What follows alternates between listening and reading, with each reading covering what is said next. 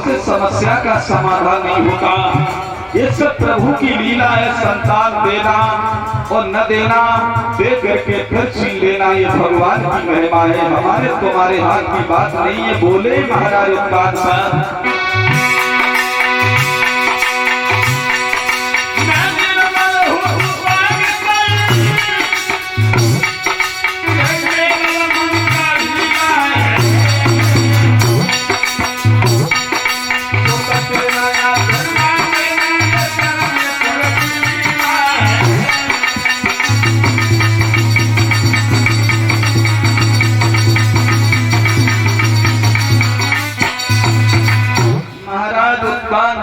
कहने लगे सुनीति, इस बात को लेकर के आप परेशान मत हो। संतान देना न देना और दे करके हमारे तुम्हारे आंगन से फिर छीन लेना, ये सब परमेश्वर की लीला होती है। हमारे तुम्हारे हाथ की बात नहीं है। संतान आज महारानी रोने लगी, कहने लगी महाराज, समाज की महिलाएं बुरी नजर से देखती हैं। समाज की महिलाएं तुम्हें कमजोर बताती हैं, हमें बांध के बुलाती हैं। और भाइयों एक बात सत्य है, हजारों की दौलत भरी हो, माया का भंडार भरा हो, अगर तुम्हारे आंगन में संतान नहीं है, बेटा नहीं है, तो वो आंगन नहीं बल्कि शमशान नजर आता है। बताया है तो तुम्हारों ने।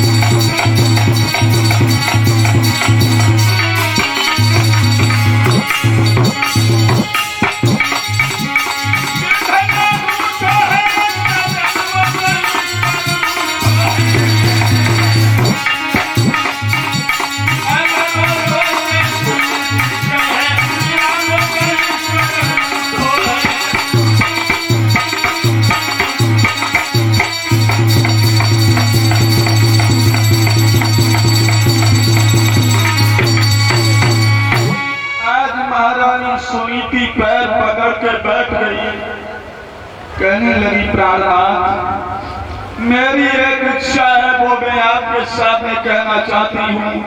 महाराज उत्तान बात कहने लगे, क्या कहना चाहती हो देवी, खुल के बताओ। सुनीति झिझकती ही बोली कि पिया,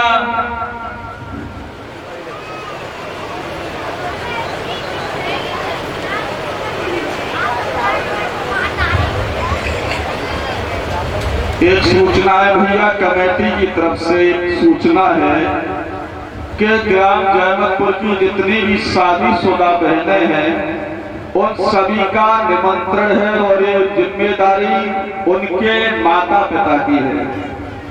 इस गांव की जितनी भी बहनें हैं जिनका विवाह हो चुका है उनको कथा में बुलाने के लिए उनके माता पिता की जिम्मेदारी है। कथा में आए, कथा सुने और भगवान का प्रसाद वितरण होगा। भंडारे का प्रसाद का भी निमंत्रण उनको जरूर दे दिएगा।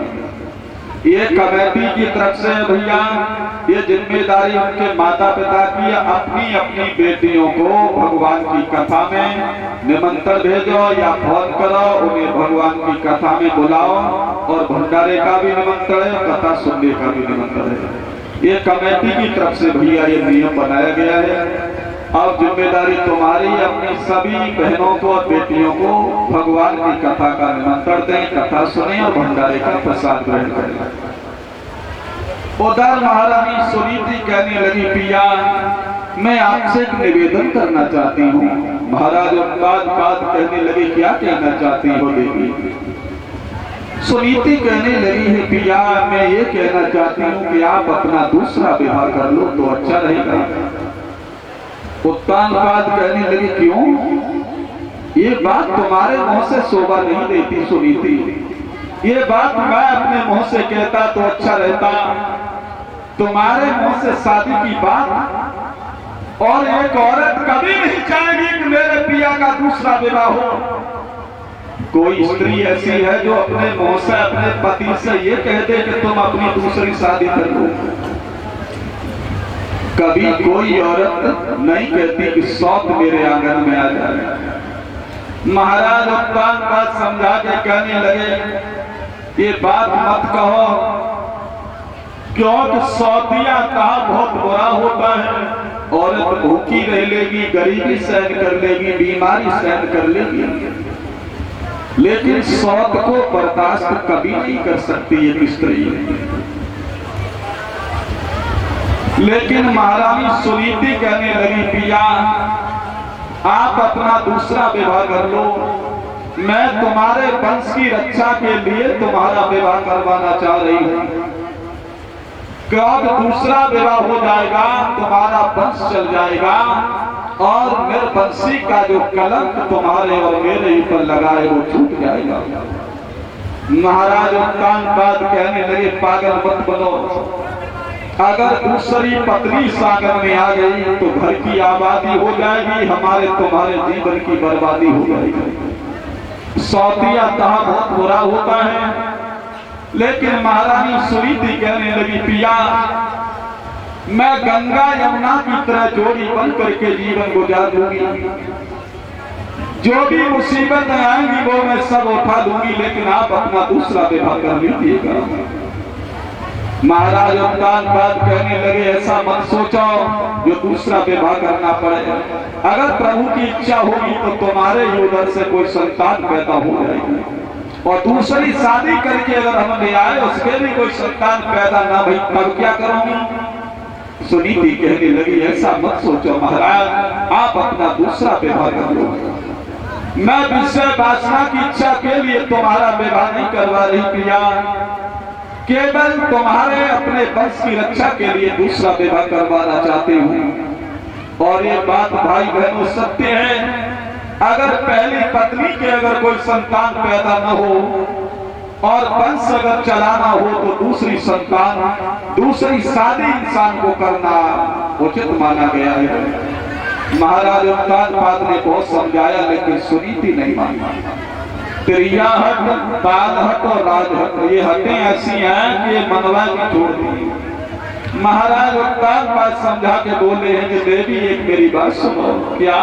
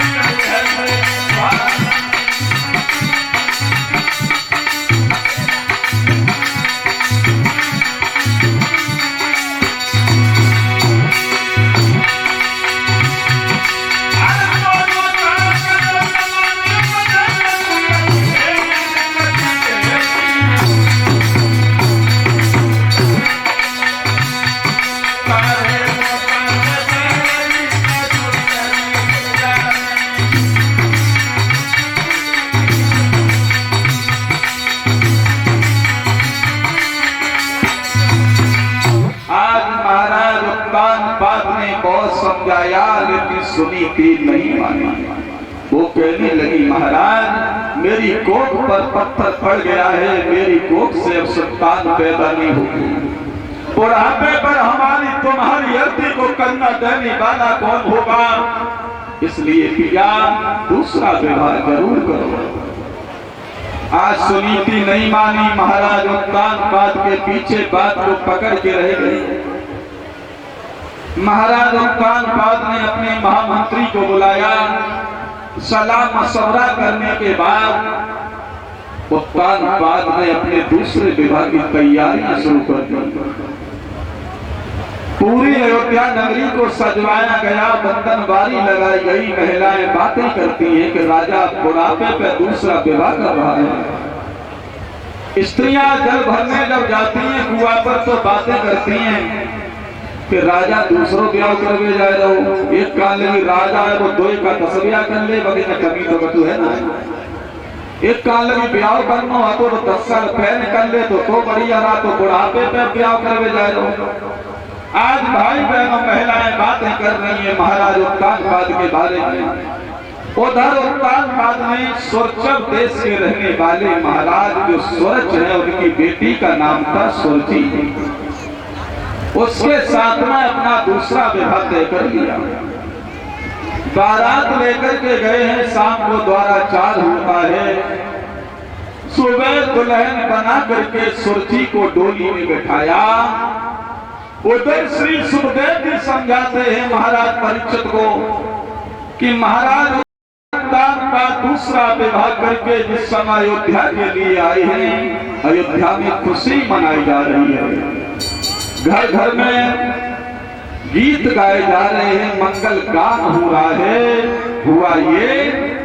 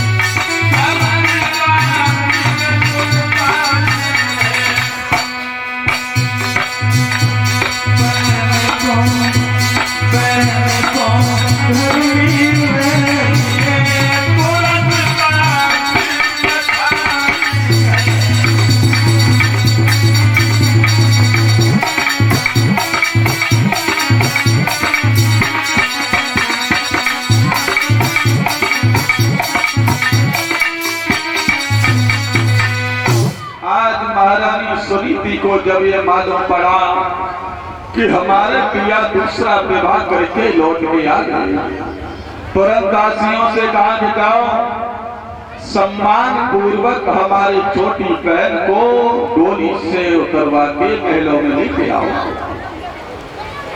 दासियां जिस समय गई हैं डोली के पास, दासियां ने जाकर के सोची से कहा कि महारानी डोली से कदम नीचे रखो, ये राज भवन आपकी प्रतीक्षा कर रहा है। महाराज उत्तानपाद की बड़ी रानी महलों में तुम्हारी प्रतीक्षा में बैठी है। जो ये सुना कि महाराज की बड़ी रानी सोई सोची के पैरों तले धरती के संकट होश उड़ गई। कहने लगी है दासी क्या कहना चाह रही है, कौन है बड़ी रानी? दासी कहने लगे तुम्हें नहीं मालूम जो 60 साल की उम्र पे बुढ़ापे पे जो डोकरा की कहीं लॉटरी खुलेगी क्या? महाराज उत्पाद की बड़ी रानी महलों में है, इसका मतलब है कि महाराज की पहली रानी है। बोली हाँ, बड़ी रानी महलों में पहले से है। सोई सोची आग बबूला हो गई। देखिए सौतिया कहा डोली से कदम नीचे नहीं रखा। कहने लगी दासी हमारे महाराज को बुला के लाओ। उत्तान पात को बुला लिया। सोची कहने लगी क्यों महाराज, जब हमारे आंगन में पहले से एक रानी थी, जब तुम्हारे आंगन में पहले से एक रानी थी तो आप हमारे साथ विवाह करके क्यों आए? क्यों हमारे साथ धोखा दे करके तुमने शादी को किया? भलाई इसी में है। टोली को वापस मेरे बाबुल के घर भिजवा दीजिएगा। और क्या बोली है,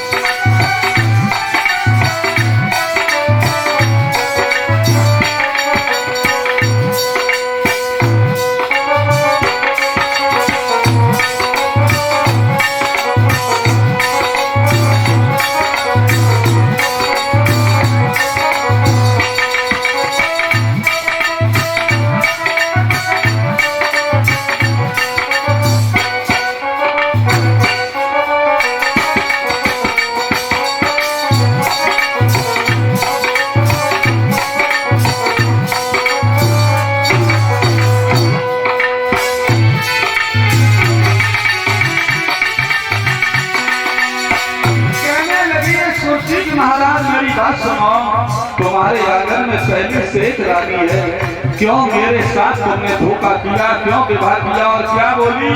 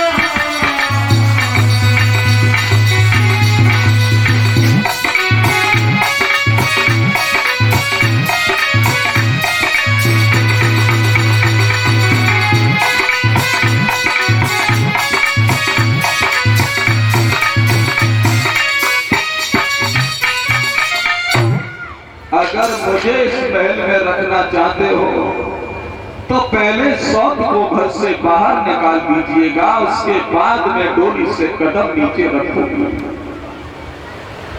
महाराज उत्तान पात के होश उड़ गए, खोपड़ी को पकड़ के जमीन पर बैठे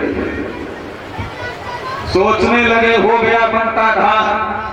मैंने सुनीति को बार बार समझाया था, मना किया था कि दूसरी शादी मत करवाओ, दूसरी शादी मत करवाओ, लेकिन एक भी बात नहीं मानी। मेरी दूसरी शादी का परिणाम आ गया सामने।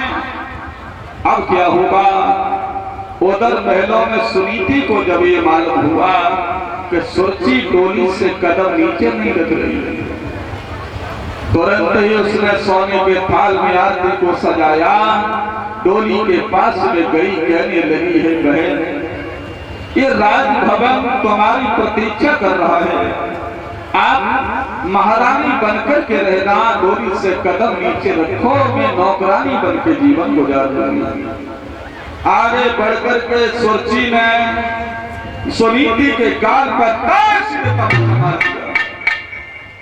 आरती का थाल अलग गिर गया। जैसे ही तमाचा लगा, महाराज कान पाद की आंखों से आंसू आ गए। सोचने लगे हो गया बट्टा ढाला। कदम नीचे रखते ही सुरजी ने सुनीति के गाल पर तमाचा मार दिया। इतनी उम्र हो गई, मैंने अभी अपने जीवन में अपनी रानी के हाथ नहीं लगाया, कभी मैं गुस्सा भी नहीं हुआ, मैंने हाथ तक नहीं टच किया, लेकिन आज छोटी रानी ने तो गाल पर तमाचा मार दिया। आंखें आंसुओं से भर गई। सुनीति ने तमाचा खाने के बाद भी उससे ये नहीं कहा कि बहन तुमने ये क्या कर दिया। आज सुनीति कहने लगी है सुरजी बहन आप महलों में चलो।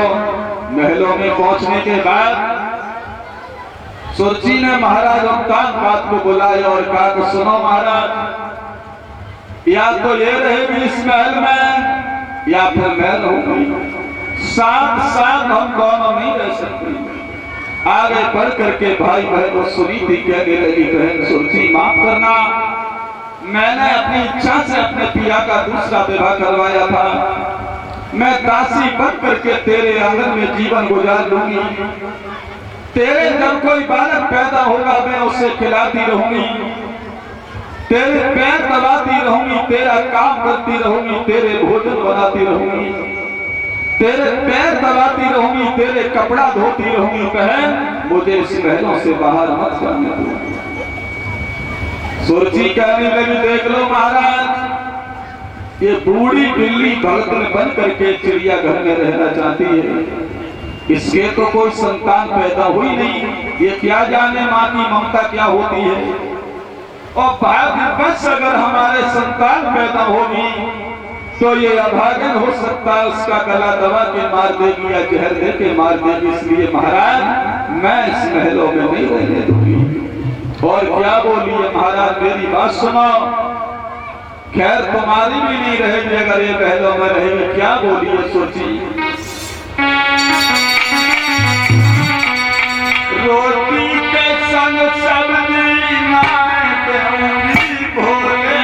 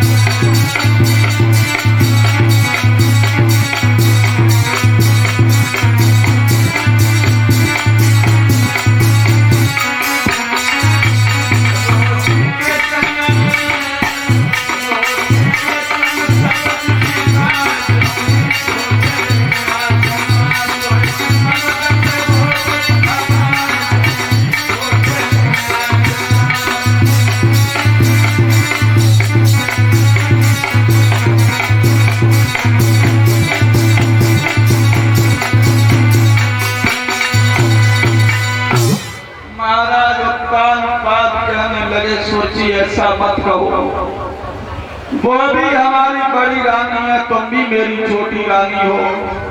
दोनों बहनें आपस में मिल करके अपना जीवन गुजार लेना, लेकिन सुनीति को महलों से बाहर